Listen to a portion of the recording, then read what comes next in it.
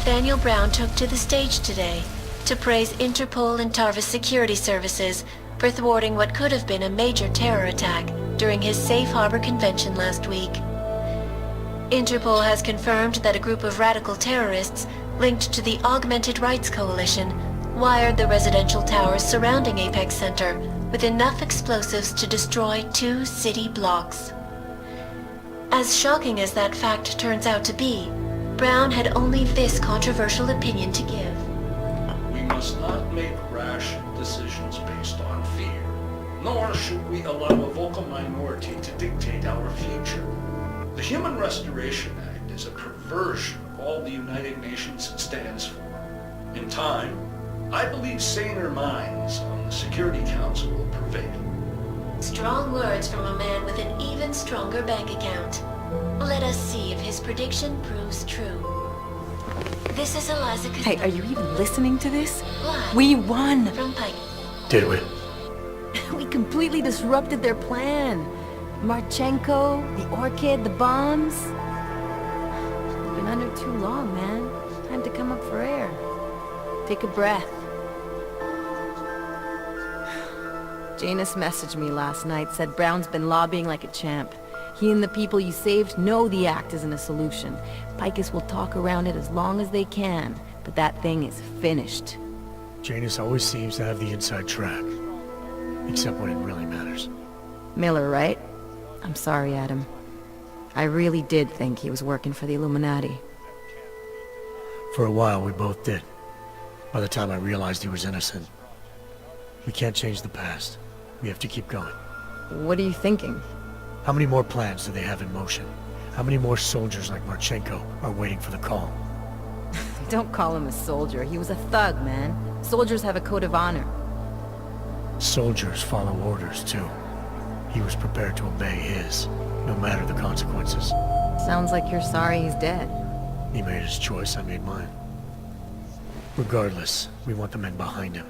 Behind the Human Restoration Act. The ones still out there in the shadows. It's time for me to start pulling them into the light. Well, now we got names. Manderley and Page. The collective won't stop until we bring these guys down. Yeah? Well, there's one more name I want to put a face to. Janus. So that's what you've been chewing on. Look, I'll try, Adam, but I already told you he doesn't like meetings that aren't on his terms. Then give him a choice.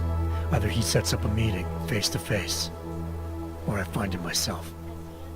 I think it's high time we met the man behind the mask, Alex. Don't you? This report just in. Law enforcement officials in Prague have tracked down and captured the bomb maker, whose deadly explosive devices claimed the lives of dozens of innocent travelers earlier this week. The woman, an ex-army demolition specialist named Allison Stanek, appears to be a religious fanatic and leader of the tech cult group, Church of the Machine God. Police arrested her and several of her followers inside the cult's headquarters, following an extensive investigation. If you ask me, folks, that is some very good news indeed. A coroner's report released in Prague today offers shocking new insight into the death of Dr. Talis Rucker, former leader of the Augmented Rights Coalition. Apparently, the primary cause of the doctor's death was the exceedingly high level of alcohol found in his system. No other toxins were present, nor were there signs of any suspicious activity. Sources close to Rucker tell me he had been struggling with alcoholism ever since becoming a public figure. I am sure I do not need to remind you folks that the organization he founded, the Augmented Rights Coalition, has been linked to last week's horrifying terror attack in London. It seems not so long ago that Dr. Talis Rucker was on this very program, trying to convince all of us that his Augmented Rights Coalition was a non-violent organization. Today, of course, we are all a little bit wiser. It did not take long for ARC to reveal its true colors once Dr. Rucker was dead. Since last week's attack, the United Nations has officially labeled ARC a terrorist organization. As we speak, brave state police officers in the Czech Republic are raiding ARC-controlled compounds inside the Udalek complex. Here is an example of the defiance they are encountering. This is swear you have it all wrong. Wrong. Ark was framed. You people, you don't see, you don't realize that Viktor Marchenko was not Ark. He was trying to kill Ark, kill the cause.